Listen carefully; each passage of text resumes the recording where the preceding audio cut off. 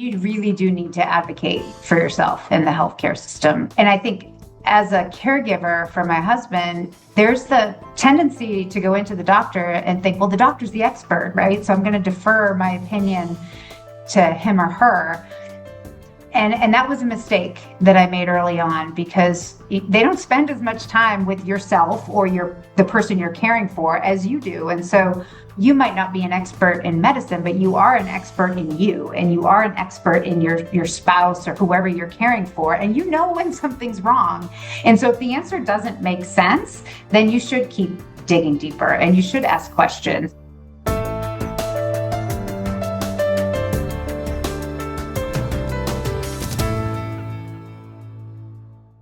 Welcome to this episode of the Bioenergetics Podcast, where we explore the frontiers in wellness, healing, and the power of frequency-based support. I am your guest host, Gail Edgell. And today we are honored to be joined by Nicole Bell from Galaxy Diagnostics. Nicole had everything: the career, the family, the dream life. And then it all came crashing down. Her husband changed, moody, forgetful, angry. Nicole made excuses. He couldn't remember the alarm code anymore and didn't pick up the kids on time. She knew something was brewing, and it was way deeper. In 2016, her husband was diagnosed with Alzheimer's, but that wasn't the whole story. 15 months after a negative Lyme test, he tested positive for 3 tick-borne infections. Nicole held it together: work, doctors, 2 kids trying to understand why their father was disappearing, stress pulling in her in every direction, and still she kept going. After losing him in 2022, Nicole joined Galaxy Diagnostics. She became the CEO in June 2024 with one mission: give families the answers they deserve when they need them most. Nicole Bell is the author of the award-winning memoir, What Lurks in the Woods: Struggle and Hope in the Midst of Chronic Illness. She also authored The State of Lyme Disease Research in the United States for the Center of Lyme Action. She holds degrees in material science and engineering from MIT and biomedical engineering from Duke. Welcome, Nicole. Thank you. Thanks for having me here.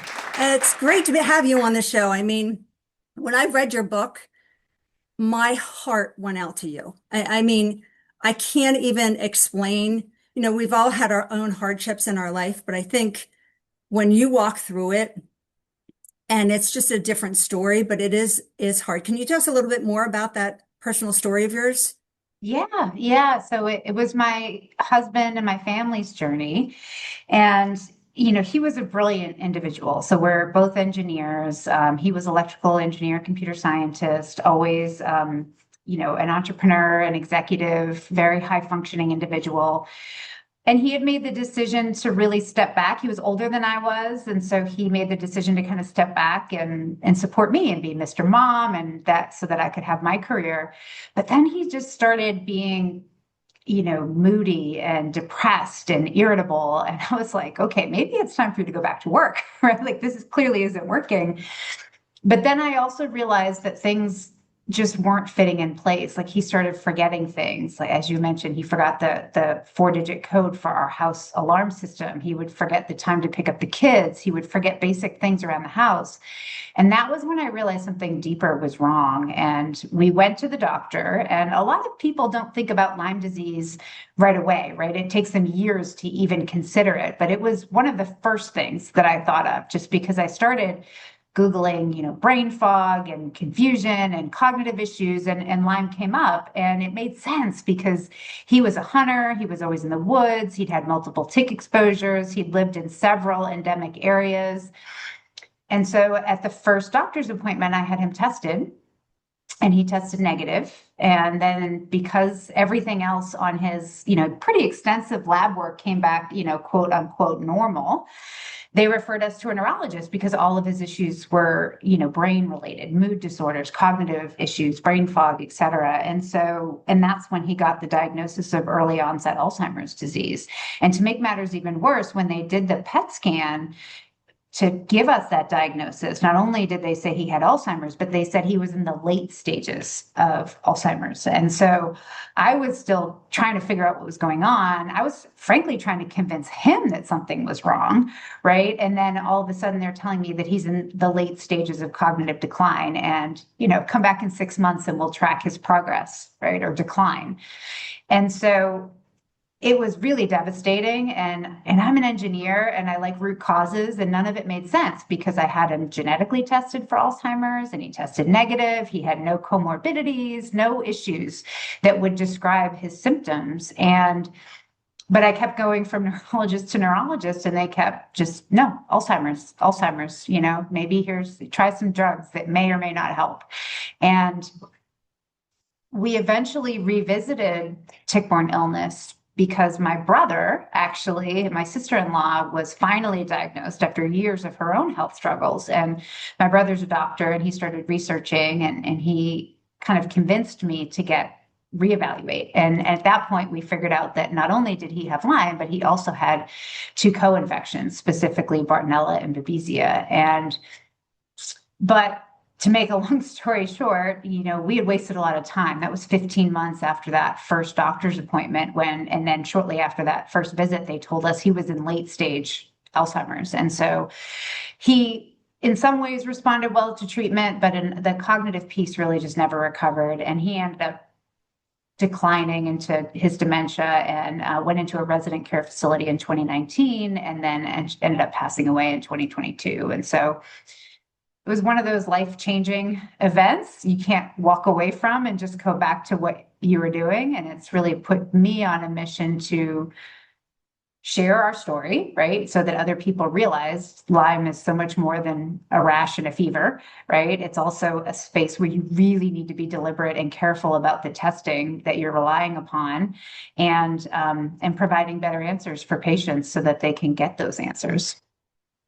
I think one of the questions I have for you, because it went on for so long and you sort of just brushed it off, what's your advice to someone in their family is not quite right? Yeah. What are some clear-cut signs that you knew, okay, there is something not right with this whole situation and I need to take him in? Was there like the straw that broke the camel's back? Yeah, I think the thing that I've learned through the whole journey is that you really need to be in tune with your body and in tune with symptoms. Things like anxiety, depression, mood swings, that's not normal, right? I think it becomes normalized in our society because everybody's under stress and everybody's going really quickly. And when you talk to your friends, it's like, oh yeah, I have anxiety, or yeah, I'm depressed, or I'm not happy. But those are clinical symptoms that something is not okay. And there were many signs that something was not going right with him. And we tried to address it, and we went to a therapist and we tried to work through them. And, his mood and his anger and other things pent up, I attributed it more to decisions or things that we could control. And what I realized through the progress and through our journey was that it was actually driven not by cognitive choices, right? Or anything that could be handled with therapy. This was an infectious process and the biochemistry of his brain had changed. And we really should have been thinking broader. And that's what, and then when you start looking even at Alzheimer's in general, often one of the first signs of Alzheimer's is depression, right? Withdrawing from other people, withdrawing from your friends, stopping activities. And so these are symptoms and signs that people need to pay attention to. He had, back even before my son was born, so my son was born in 2010, so this was like 2009, he had a panic attack. And he had never had a panic attack before, right? And we went to the cardiologist and he was like, oh, just let you know, it's a panic attack. Just let us know if it happens again. And it didn't, but now I look back and it's like, well, that was likely one of the first signs and symptoms. And what if we had paid attention and dug a little bit deeper back then? Where would we be? And so that's, I think, my biggest learning is really, aches and pains, migrating joint pain, mood issues, mood swings. Those are things that you really need to take a step back and look a little deeper and see if maybe there's something going on that you need to adjust. Yes, certainly, because a lot of those things can be bypassed, like you said, as they're getting older, they're losing their memory, they're not getting around as well. So a lot of excuses. So when you went into the doctor, how would someone say, you know what, I really think you need to be testing for Lyme disease? And have you experienced what that answer is from the other side of the practitioner? Do they sort of negate it and say, no, let's try this first? Are they really open to starting to do other testing? And then my secondary question is, what kinds of testing do the conventional docs typically do if they agree to it? And what are the big holes in that? Yeah. So I think the openness to testing, any type of testing, really just depends a lot on your doctor and sometimes where you live, right? So in endemic areas, I think there's a lot more openness to run the test because it really is pretty omnipresent. In areas where it's not as well understood, you might get a little bit of resistance. Oh, we don't have any, we hear from patients all the time, oh, there's no Lyme disease in our, insert state, right? And I think one, that's not true. And then two, people travel. I mean, how many people do you know that have never left their county or their state lines, right? And so I think that, but awareness is definitely rising. I think one of the things that I've been super encouraged by in the last couple of years is that the media has really started supporting the fact that this is a national issue and that it's expanding across, the Southeast and the Pacific Northwest and California and in places that have not typically been seen as endemic. And so that's good because the first step is like you said, having somebody that's willing to run the test. The problem then escalates from there, right? Because when you go, the current standard of care for testing is an antibody-based test, right? There's kind of a two-tier methodology, which is supported by the CDC and kind of the best that we have available. And the problem with that is that it misses and misdiagnoses a lot of patients. And studies have been, for decades really shown the inadequacies. And we've had some recent recent studies published by Babesia and Lyme that said it's even worse than I think what people had originally say. Because I used to say, hey, it's 40 to 60% accurate in the early stages of disease. And the reason that's important is because the early stages of disease is when it's the most treatable, right? The earlier you catch it, these pathogens, they get in your body and as soon as they get in there, they like to disseminate into your tissues. And so the longer that you go before getting your diagnosis, the harder it is to treat. So early diagnosis is better. And Bay Area Lyme has recently published a couple of studies that showed in early stage diagnosis that actually misses over 70% of patients. So I used to say it was like a coin flip, right? Whether you're going to get an accurate diagnosis, but it's actually worse than that, Yeah, right? it is. It's over terrible. 70%. One of the studies was 77%, another was like 64 to 78. So it's really not accurate in those early stages when, again, the pathogen is the most treatable. And the other problem that you have with antibody-based testing is that antibodies tell you whether or not you've been exposed to the pathogen, right? Like the example I like to use is I have COVID antibodies, but I don't have COVID right now. And so for people who've been exposed, who've had Lyme disease, who live in endemic areas, it's not necessarily diagnostic, right? Because just because you have antibodies doesn't mean you have an active infection. And so that's one of the problems, and that's caused a lot of the debate in the Lyme community and with other, larger agencies is like, antibody testing isn't diagnostic, but yet it's what we have and it's what the standard of care is. And that leads to a lot of issues in misdiagnosis. And then, of course, there's the other fact that Lyme is only one of the over a dozen pathogens that you can get from a tick. And so if you get a tick bite and that tick transmits Babesia, right? That's a parasite, not a bacteria. So it's a completely different treatment protocol.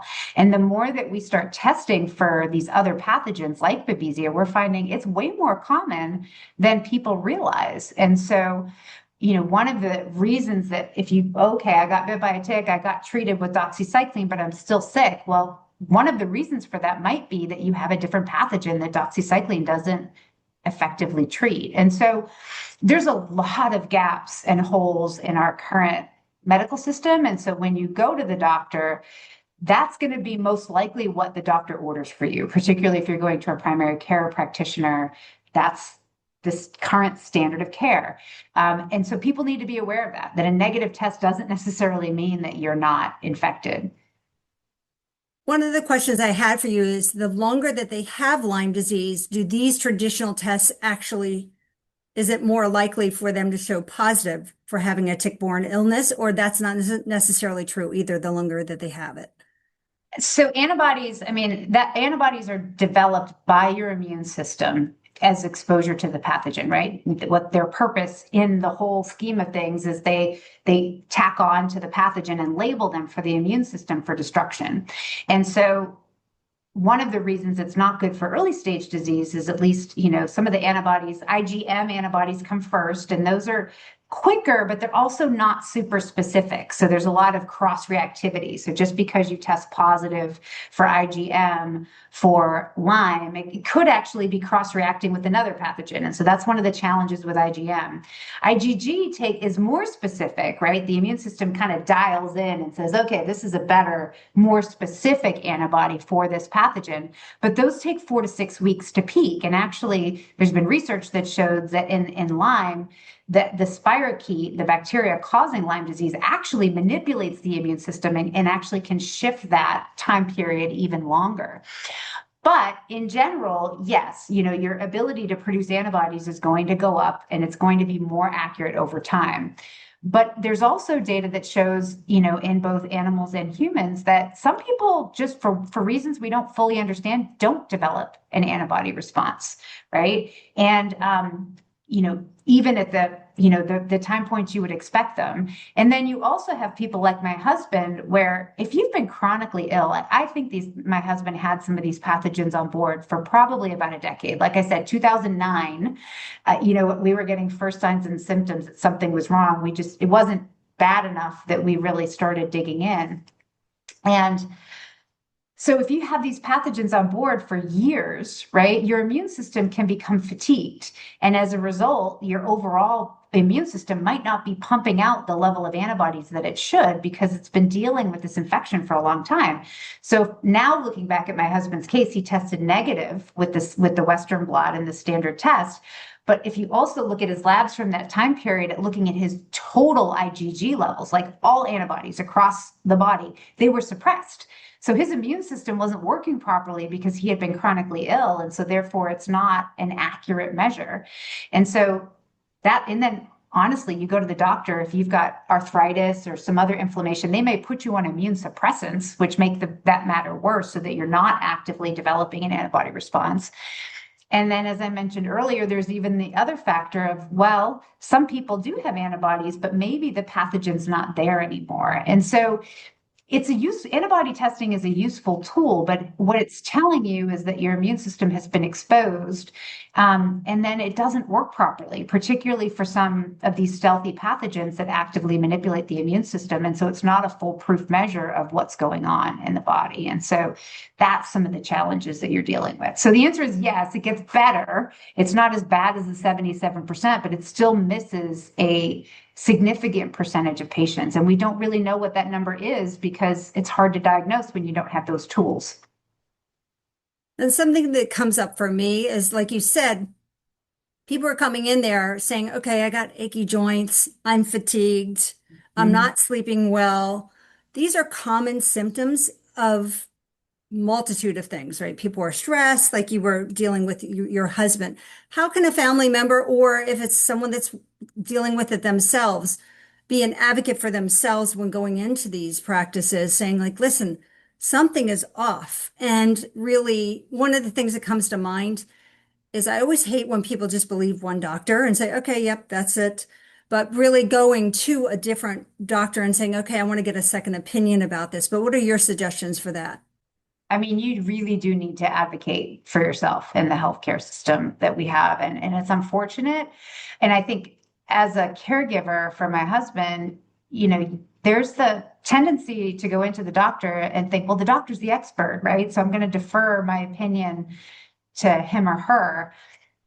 And that was a mistake that I made early on because, some of those folks they don't spend as much time with yourself or the person you're caring for as you do. And so one of the things I say is, you might not be an expert in medicine, but you are an expert in you, and you are an expert in your spouse or whoever you're caring for, and you know when something's wrong. And so if the answer doesn't make sense, then you should keep digging deeper and you should ask questions. And I like folks to think about, should tick-borne illness be on your differential or on the list of things to check out? Because, it does lead to a lot of non-specific, multi-system symptoms that are kind of questionable. And so if you live in an endemic area, if you're an outdoorsy person, but I also tell people you don't have to remember a tick bite, because guess what? Most people with chronic Lyme don't remember getting bit by a tick.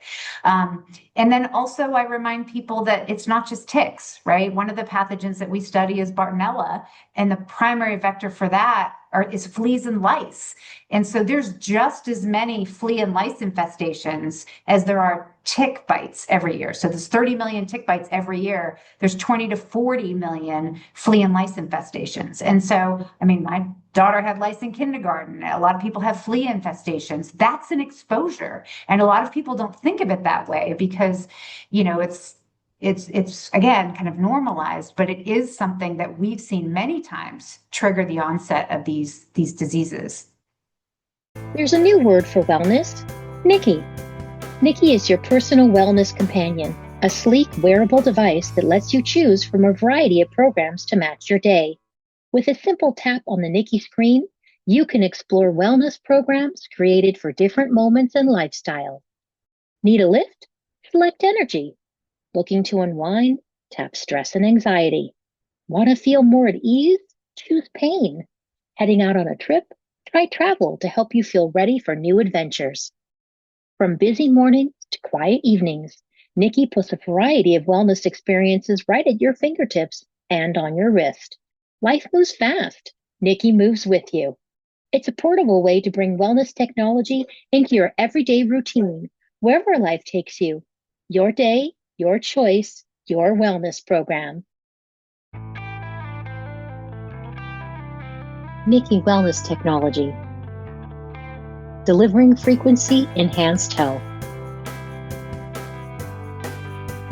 We are Nikki.com.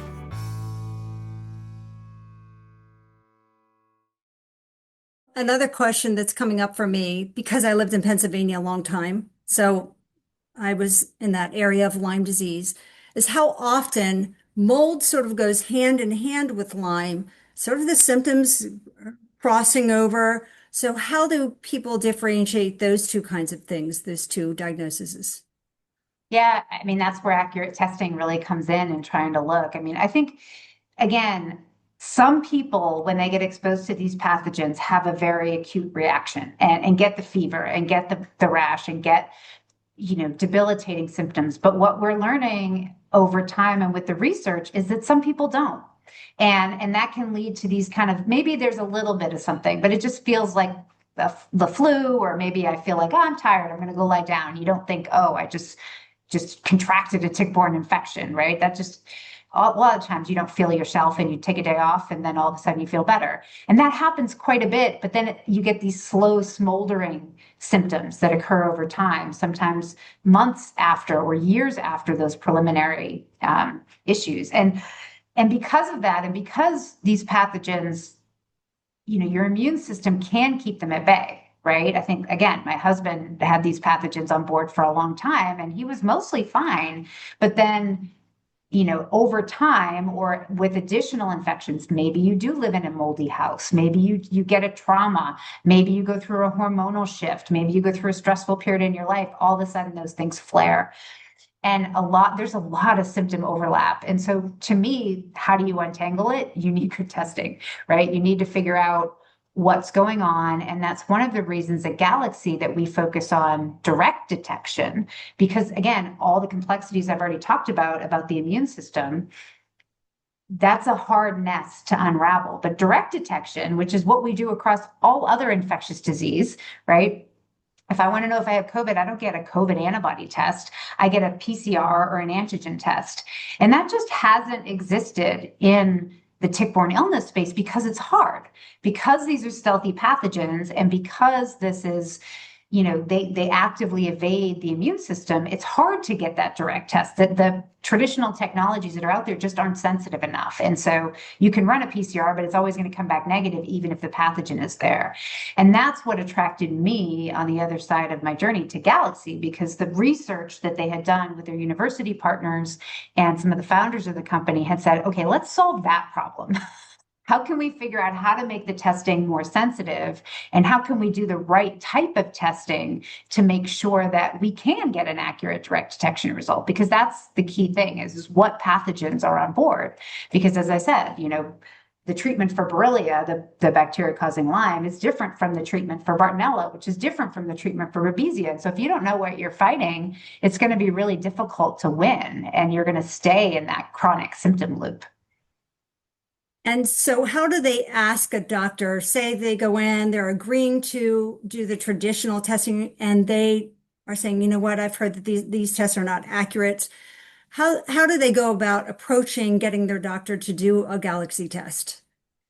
The best thing to just do is go in and ask and say, hey, I've heard about this new science and this new technology. I'd like you to utilize this test. We do have resources on our website for both providers and patients, things to take to your doctor to help, because we have another thing that I liked about Galaxy before I joined was the science, right? Peer-reviewed publications, transparency on the methods. And so all of that information is out there. And if you have a doctor that's willing to learn and to go on the journey with you, you can present some of these materials and say, this is what the science says. One of the things, and you mentioned in my intro, is my work with the Center for Lyme Action. So before I joined Galaxy, I worked for the Center for Lyme Action to provide a summary of all the research in Lyme, showing the linkages to complex chronic symptoms and showing the linkages to some of these complex conditions. And we wrote it for Congress, right? Congressional staffers to basically make the case for more funding for tick-borne disease, specifically Lyme, and make the case that more research dollars were needed from the National Institute of Health. But what we found is that actually doctors are finding it as a really good resource, and patients and caregivers are finding it as a good resource because it consolidates all of the research in this space, which gives credibility of like, look, there's real science here. This is not quackery. This is not, myth or lore. This is real science that's showing that these pathogens can lead to some of these complex conditions. And so that paper is free on the Center for Lyme Action website and is a great resource to give to clinicians. We have other information available on our website. And it's really easy for somebody to sign up to be a provider and to order a test. And I tell patients all the time, if you don't have a doctor that's willing to order a different test that you request, then you really should find another doctor, because you need somebody that's going to go on this journey with you and listen to you. Because that's the key is you need to be your own advocate, and you need to really help figure out what those root causes are. I totally agree with you. Dr. Calden was saying that same thing last week when we interviewed him, is that if you're not resonating with the person that's in front of you and they're not understanding you and hearing you, it's time to move on. And I think a lot of times we fight it because we believe that doctor has more credibility and knows more than I do. When you were speaking earlier, you were talking about, I know my body better than you do. Mm-hmm. And when I'm listening to you, Nicole, what I think about is if I have multiple issues, like we were just discussing, going in and asking for a Lyme test is almost being reverse engineering it and getting that out of the way, first of all, because like you said, with your husband, you went down all sorts of rabbit holes and you didn't really get anywhere. So yeah. It's sort of interesting to see how that all plays out. And I love that you have resources on the Galaxy website because they can take it to their doctor, because a lot of times they don't know what languaging to use.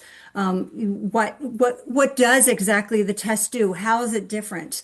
And like you said, if that doctor's not willing to listen or look at the testing, then that person is not for you. Yeah, absolutely. I mean, there's a lot of diagnoses out there that are not root causes, right? I mean, first of all, idiopathic is my favorite word in medicine, right? Because it basically means we have no idea what's causing your symptoms. Idiopathic arthritis, idiopathic carditis. And then you have diagnoses like chronic fatigue syndrome. What does that mean? That's not a root cause. That's just a naming of your symptoms. And even things like Alzheimer's, right? Alzheimer's is just the systematic deconstruction of your brain, but it doesn't get at the root of the whys. And there's a lot of researchers that are out there looking at, well, what causes that? And there can be lots of reasons and lots of things that cause it. But, one of the questions that we get a lot is like, well, when do you think tick-borne? When should it be on there? I mean, one, there's obviously exposure risk. If it's something where you think you're living in an endemic area, you've had known exposures, that's an easy one. But also there's other things like some of these diagnoses that really aren't root causes. You've tried a lot of other therapies, but you're not responding, right? You're not getting, and we see this a lot because there's a lot of neuropsychiatric issues that are associated with tick-borne disease. Anxiety, OCD, schizophrenia actually has been associated with Bartonella, depression, irritability and rage, right? If you're going to a traditional doctor and they're giving you treatments that are approved for those types of conditions and you're not responding to therapy, that's when you need to take a step back and say, all right, maybe we're missing something. Maybe there's a root that we're not thinking of. And that root doesn't have to be tick-borne. Like you said, it could be mold. It could be other environmental toxins. But that's when you really want to take a step back and do some additional testing to widen the net and see what's going on, what's driving these conditions. Because chronic fatigue syndrome is not a diagnosis, right? That's not a root cause. And so really need to investigate what are the potential issues that are driving that symptomology. And what about, is there a crossover? What is considered acute in Lyme and what's considered chronic? Is there a crossover in time frame, or is it when they start losing their memory? Is that one? Do we have clear distinctions of what that is? And like, for example, I go back to joint pain, like unexplained joint pain. Okay, if you went to the gym and you worked out too much and you squatted 300 pounds, yes, your knees might hurt. But when does it move into the next level of it never goes away? And like you said, sometimes one of the examples I thought of is joint pain. Of course, if you're going through menopause, joint pain is typically one of the things that women complain about. So you have to sort of watch the other changes that are occurring in your life. Do you have undue stress in your life already that may be causing it, or you're eating food that you're typically not used to, inflammatory foods? So do we have a clear diagnosis of when that acute goes to chronic? Yeah. So in the Center for Lyme Action paper, we talk about the staging of disease, right? And there's kind of a few stages that align with the literature. So there's the acute stage, which is generally, first couple of weeks, first 30 days or so forth. But even then it quickly goes from acute to early disseminated disease, which means it's starting to spread throughout your body, but it's still early stages. And then there's late disseminated disease where it's really kind of taken root. And unfortunately, there's not a lot of difference in the treatment for the different stages. That's something that's being worked on. And there's actually clinical trials underway that's really looking at what are the better treatments for both early stage and late stage disease.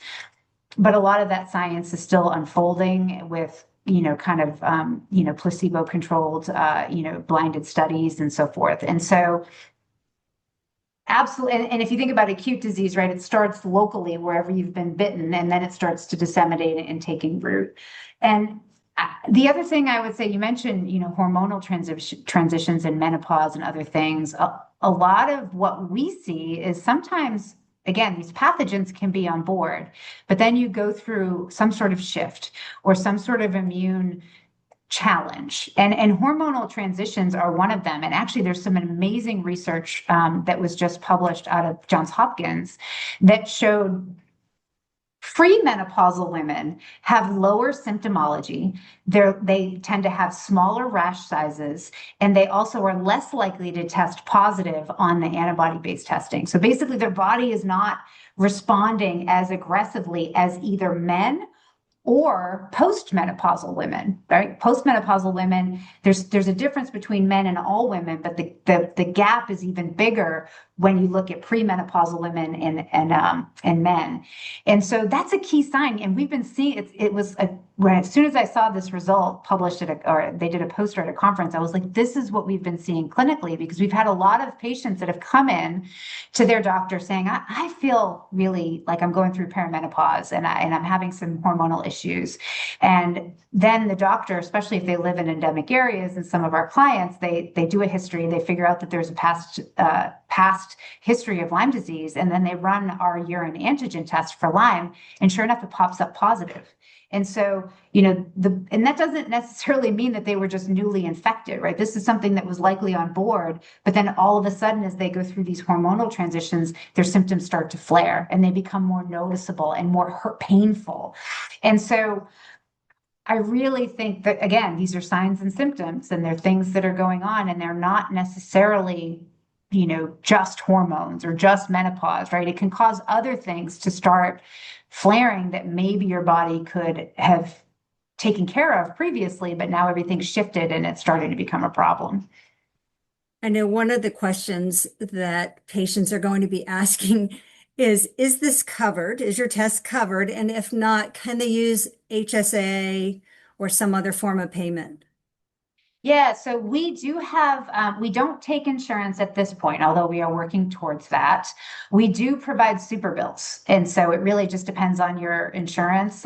We're out of network at the moment, but again, we're working on that to kind of really take our technology mainstream. But we do have a lot of patients that get significant reimbursement. It really just depends on your plan and your deductible. It should be HSA eligible for sure. And so, but again, that depends on your plan and what you have available. We are working, our goal is not just to be kind of this small specialty lab. Our goal is to really make this technology mainstream. And so we're pursuing reimbursement. We plan to have that in place over the coming years, and we'll continue to really, innovate and bring new things to the market that will help provide more clarity in this kind of crazy clinical picture of tick-borne illness and also just complex chronic illness. I think the reimbursement piece is key, because we're sort of moving out of everything needs to be 100% covered. And if it's not 100% covered, I'm not going to do it. And now they're realizing, I think people are moving toward, I need to be more of my own advocate. And if this is out of pocket and it's not covered by anything else, I have to do this for my own peace of mind. That's how I look at it. And I think more people are going through that change gradually and seeing that not necessarily these medical professionals know everything. Another question I had for you is, what types of doctors typically are using Galaxy? Is it mostly functional medicine? I would assume maybe nurse practitioners. And do you see more and more conventional medicine doctors moving on board with this type of testing?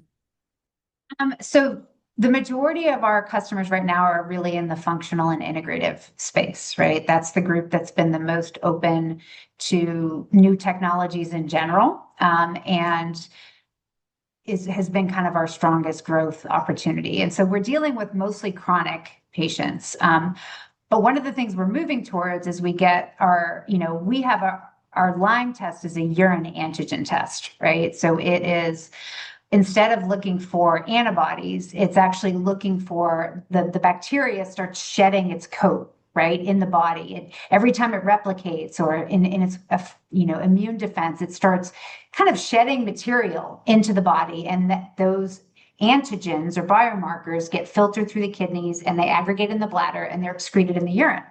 And so urine is a fantastic matrix for really doing accurate analysis and early detection, right? I talked a lot about that 4 to 6 weeks, 70%, 77% of patients are missed in the early stages of Lyme.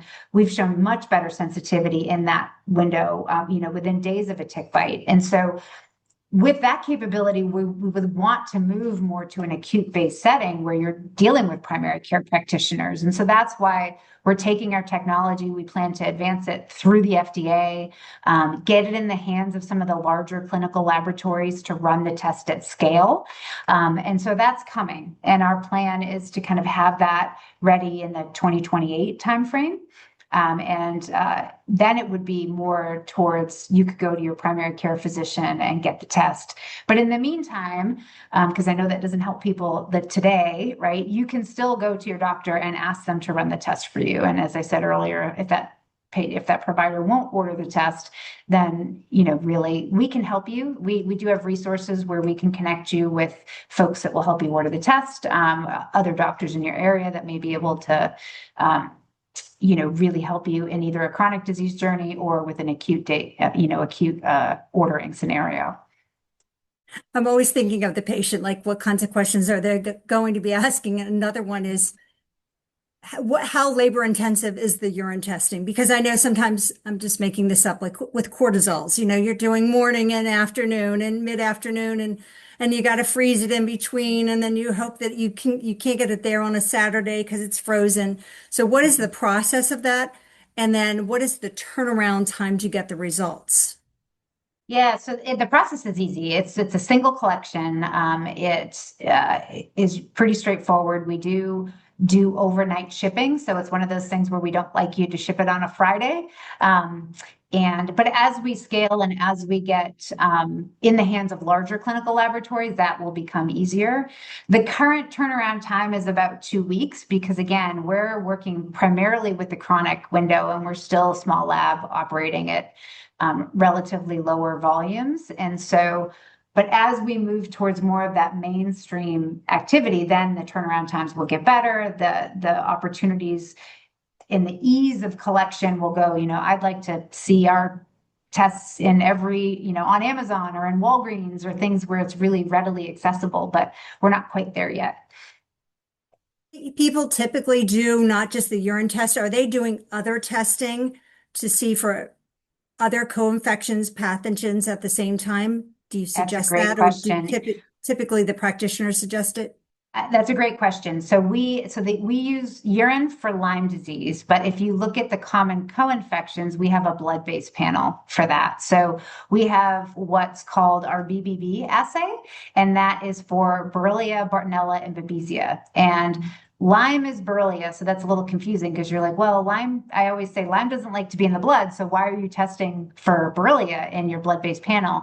It's because actually Borrelia has kind of two genus species. There's the Lyme Borrelia, and then there's the relapsing fever Borrelias. And relapsing fever Borrelias are actually even spread by different ticks. They're more soft ticks, and the microbiology is different, and that is in the blood. And so our BBB assay tests at the genus level, meaning all species of the particular pathogens are covered, which is really important because especially for Bartonella and Babesia, what we thought we knew about those pathogens is literally changing on a daily basis, right? I think historically people have thought it was only Babesia microti and Babesia duncani, but what our collaborators and our founder over at NC State has found is actually they're seeing in complex chronic cases Babesia divergens, Babesia odicoliae, and other species that were not even known to infect humans. And we're finding them at relatively high levels in these complex chronic cases. Recently they published a paper that showed in ME/CFS patients, almost 50% had either Bartonella or Babesia on board, PCR confirmed. And so this is really critical. And so our BBB assay kind of tests for some of these common co-infections. And I like to have both, right? So especially if you're dealing with complex chronic symptoms, or if you get exposed and you want to know, what did I get, right? I generally like to recommend both. We also have serology testing for Bartonella, which we also recommend, and we kind of bundle our stuff so that it's easy to order them all together. And that gives you the most comprehensive look at what you're dealing with and what might be a potential driver in a particular case. And I know there are some other not traditional laboratories out there that are doing Lyme testing. And everyone to be clear, how is Galaxy different from all of those Lyme testing companies out there? Because they probably have heard of some of the larger ones that are out there. And I really want to be clear of how you are different. Yeah, I think the biggest difference is that we're the ones that are really focused on innovating and providing the best possible techniques in direct detection, right? A lot of other companies have antibody-based approaches. That's really been their sweet spot, even though antibodies, the standard two-tier, the modified two-tier, what's the current standard of care? There's ways to improve antibody testing so that it's better, but it's still missing and still has a lot of the complications that I've talked about previously. And so direct detection is really the holy grail. And I think Galaxy is best positioned and has the best technology to really address that sector and figure out, okay, what pathogens are on board? Are they contributing to the case now? And what does that look like? That's our focus. We offer antibody testing because, it's a useful tool. It tells you information, but the direct detection piece is really what sets us apart. Well, with the map of Lyme tick-borne illnesses, I just looked at it the other day. It basically is half of the United States now. And I'm in Florida. I never even heard of ticks down here. And now it's red for Florida. It is spreading very, very quickly. I mean, one thing we can say is, Nicole, you've done some great work because you look at Kennedy and, Health and Human Services and everyone, the Department of Health and Human Services, we're making strides. And I know they just had some comments from Congressman James, I think it was, from Michigan last week or 2 weeks ago. And he was actually talking about we need better testing. So I think we're making headway. I really do think we're making headway. And it's a shame that more and more people are being diagnosed with it. But coming away from this, two of the biggest things, again, is be your own best advocate. If you're not getting the answers with that practitioner, you need to move on. If you're interested in getting a Galaxy test and you can't find someone, call Galaxy themselves. Is it Galaxy Diagnostics? It's Galaxy Diagnostics, and our website is galaxydx.com. Oh, DX, okay, .com. So yes, they can go there to get some help or also present something to the practitioner, which I think is a huge help navigating this horrible, horrible disease. Is there anything else that you would like to add? I mean, I think you summed it up in terms of, really being your own advocate is probably the most important thing. If it doesn't feel like you're getting the answers that you deserve, keep digging. It may not be tick-borne, might not be the root, but I think for a lot of people, it makes sense to test and see.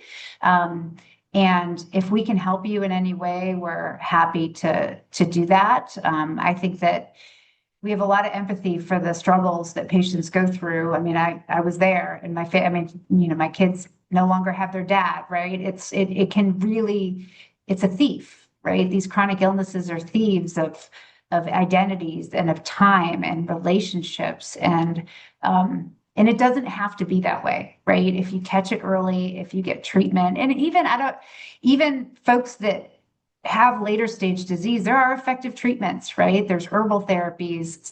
Some folks are using all sorts of, like what you guys are doing with Nikki. Like, these are things that are available to help. And we've seen countless patients, once they get an accurate diagnosis, get better. And so I guess just really ending with hope that there are better solutions on the horizon, and that, if there's ways that we can help you in your journey, reach out. This has been an excellent, excellent interview. I really think that people get stuck in the loop of traditional medicine and with the traditional testing, and they have no idea, Nicole, that there are even other tests out there and how they're even different. So this is just exposing another side of the tick-borne illness market that a lot of the people that have purchased a Nikki probably have not even been exposed to. So your knowledge base, and the last thing I will say is that book, when I read it, it was so interesting. I think it's across all illness. My parents died like 9-11 years ago, but it just doesn't impact the person that's sick. It impacts everybody. It is, and it's not even just the immediate family. It could be cousins and relatives. It could be neighbors trying to help you out with mowing the lawn and getting groceries or whatever. It cascades out. And so we certainly need to support everyone in this journey. It's not just about the patient, but thanks so much for all your time here today. No, thank you for having me. It's been fun. And because we really love our customers, the way we show appreciation is by giving away a free Nikki device plus a 1-year membership to the wellness store once a month. So make sure to go to the show notes to enter. Good luck. Hi, my name's Stephen Davis, founder and developer of Nikki, a personal frequency delivery system. This wearable is designed to deliver frequencies into the body to speed recovery from Lyme disease. Our Lyme suite of frequencies are the newest version of our Lyme recovery program.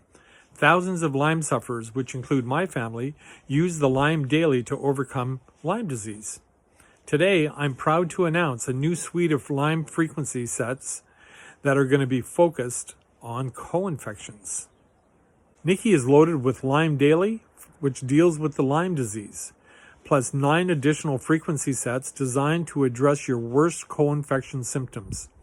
Those frequency sets include bacteria and virus, detox, emotional balance, gut health, histamine, mold and fungal, Lyme sleep, pain and stress.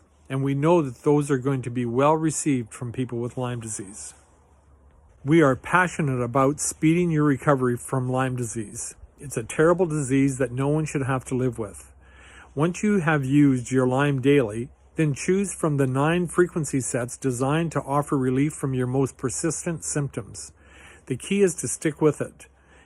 Don't frequency hop until you've used the Lyme Daily. Best practice is use the other frequency sets for a minimum of 2 hours before switching to another. This is giving the frequency sets time to bring your body into balance. Good balance means good health. The views, information, and opinions expressed in this content are solely those of the individuals involved and do not necessarily represent those of Freemedica. Freemedica Technologies, Inc. and its employees are not responsible, nor verifies accuracy any of the information contained in the following content. The primary purpose of this content is to educate and inform. This content does not constitute medical or other professional advice or services.